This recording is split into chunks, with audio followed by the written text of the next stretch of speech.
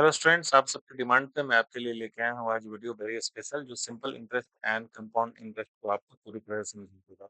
5-10 minute आपको invest करने की जरूरत है, उसी में आप पूरी तरह से समझ जाएंगे कि भाई सिंपल इंटरेस्ट और कंपाउंड इंटरेस्ट क्या होता है। इंटरेस्ट का मतलब हिंदी वाले विद्यार्थियों के लिए बता दूं कि ब्याज होता है ये, ठीक है। ब्याज दो तरह का होता है, एक साधारण ब्याज और एक चक्रवृद्धि ब्याज। Simple interest and compound interest, दोनों में डिफरेंस क्या है बेसिकली कि सिंपल इंटरेस्ट का मतलब क्या होता है कि जितने आपने पैसे लिए उसके फिक्स ड्यूरेशन का इंटरेस्ट हो गया, मान लीजिए 2%, 4%, 6%, आम भाषा में सूद बोलते हैं उसको, ब्याज को। 5-6% आपने अगर उस पे ले लिया तो हर साल उसी अमाउंट से वो ग्रोथ होता रहेगा। लेकिन कंपाउंड इंटरेस्ट में क्या होता है कि जैसे ही आप पहले साल का इंटरेस्ट उसमें ऐड होता है, तो वो आपके प्रिंसिपल में ही ऐड हो जाता है और जाके आगे वो नेक्स्ट ईयर में उस प्रिंसिपल के साथ आपका अमाउंट बड़ा हो जाता है, उसके ऊपर फिर से इंटरेस्ट लगता है, तो ये क्या होता है, एक्स्पोनेंशियल ग्रोथ करता है। तो चलिए बिना देर किए समझते हैं कि कैसे कैलकुलेट करते हैं simple interest and principal interest. सबसे पहले बात करते हैं सिंपल इंटरेस्ट की। इसको हम अंग्रेजी में लिखते हैं एसआई, सिंपल इंटरेस्ट, या फिर इसको ब्याज भी बोलते हैं, सिंपल ब्याज, ठीक है। गाँव की भाषा आपने सुना होगा कि ब्याज पे पैसे उठा लो, इस टाइप से, तो यही है सिंपल इंटरेस्ट।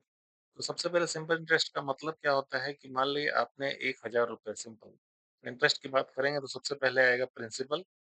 प्रिंसिपल वो अमाउंट है जिसके ऊपर ये ब्याज का खेल शुरू होता है, ठीक है। प्रिंसिपल के साथ सब दूसरा चीज आता है समय, टाइम, कि कितने टाइम तक अमाउंट पर्टिकुलर जगह पे किसी व्यक्ति के पास रहता है तो उस पे इंटरेस्ट मिलता है। तीसरा है रेट ऑफ इंटरेस्ट, ये आप आजकल बहुत कॉमन ट्रेंड है। Rate of interest basically R से डिपेंड करता है, प्रिंसिपल को पी से, टाइम को टी से और आर से। सिंपल ये है, 3 टर्म से बनता है principal, principal, time and rate. तो सिंपल इंटरेस्ट का एक फॉर्मूला होता है जो आपको सिखा रहा हूँ मैं। S I is equal to होता है, बड़ा सिंपल सा फॉर्मूला है, P into E into R by 100। बहुत सिंपल सा फॉर्मूला। हिंदी विद्यार्थियों के लिए बात है, साधारण ब्याज, पी का मतलब मूलधन, हिंदी में इसको बात करें, अंग्रेजी वाले विद्यार्थी को मजा आएगा। मूलधन होता है वो, मूलधन गुने टाइम मतलब समय, गुने दर, दर मतलब रेट, बटे 100। इंग्लिश वालों के लिए P into T into R by 100। Simple एक क्वेश्चन आपको सॉल्व करके बताता हूँ। जैसे मान ली 1000 रुपए मैंने दोस्त से लिए अपने, उसने कहा मुझे भाई पैसे तो दे दूंगा लेकिन 20% का इंटरेस्ट लूंगा, और लूंगा मैं सालाना, साल में 10% तुमको देना होगा और सिंपल इंटरेस्ट में लूंगा, ठीक है भैया। 1000 रुपए हमारे क्या हो गए, प्रिंसिपल हो गए। दोस्त ने मेरा बोला 10%, तो 10% मेरा क्या हो गया, रेट। और टाइम मैंने उससे मांग लिया 3 साल की, 3 साल में मेरे पैसे मेरे पास आ जाएंगे तो मैं तुमको लौटा दूंगा, बड़ा सिंपल। तो अब उसमें पैसे उसको देने पड़ेंगे मुझे, ठीक है। तो कितने पैसे इंटरेस्ट में देने पड़ेंगे, तो सिंपल में ऐसा ही निकाल लेता हूँ। SI is equal to, formula आपको तो सीख ही लिए, सिंपल फॉर्मूला है P into T into R. PTR याद रखिए, पीटीआर बाई 100, ठीक है। पी यहाँ कितना है, 1000, 1000। टाइम कितना है, 3 साल, 3 लिख दिया। और उसके बाद रेट ऑफ इंटरेस्ट कितना है, 10%, तो 10 बटे ये 100 कर दिया हमने। 2 जीरो से 2 जीरो कैंसिल कर दिया, 10 3 30, 300, 300 रुपीज। तो हमें इंटरेस्ट कितना देना पड़ेगा, 300 रुपए मुझे 3 साल में 1000 रुपए के लिए देना पड़ेगा।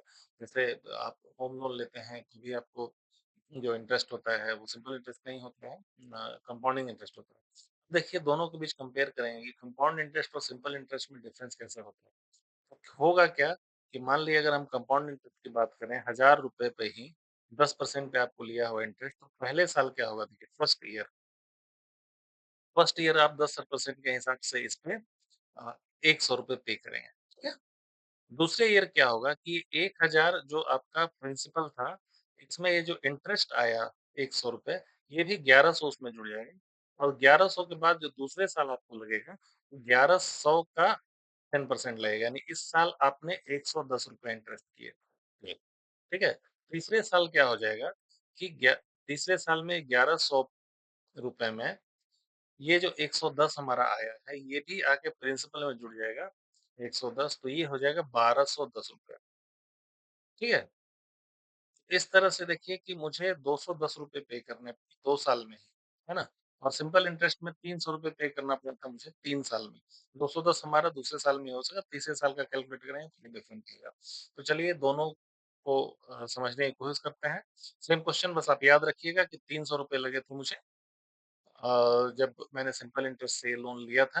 अब हम बात करेंगे कि अगर इसको कंपाउंड इंटरेस्ट पे अगर हम लें तो कैसा होगा? तो सेम क्वेश्चन हम लिखते हैं ₹1000 principal 10% annually rate of interest ठीक और 3 इयर्स का टाइम। तो चलिए अब हम सीआई यानी कंपाउंड इंटरेस्ट हिंदी विद्यार्थियों के लिए क्या है ये? चक्रवृद्धि ब्याज है क्योंकि चक्र में बढ़ता रहता है। चक्र वृद्धि ब्याज, ठीक है? चक्रवृद्धि ब्याज के बारे में हम बात चलिए हम इसका फॉर्मूला आपके सामने लिख देते हैं। चक्रवृद्धि ब्याज और कंपाउंड इंटरेस्ट सीआई मान लें तो होता है ये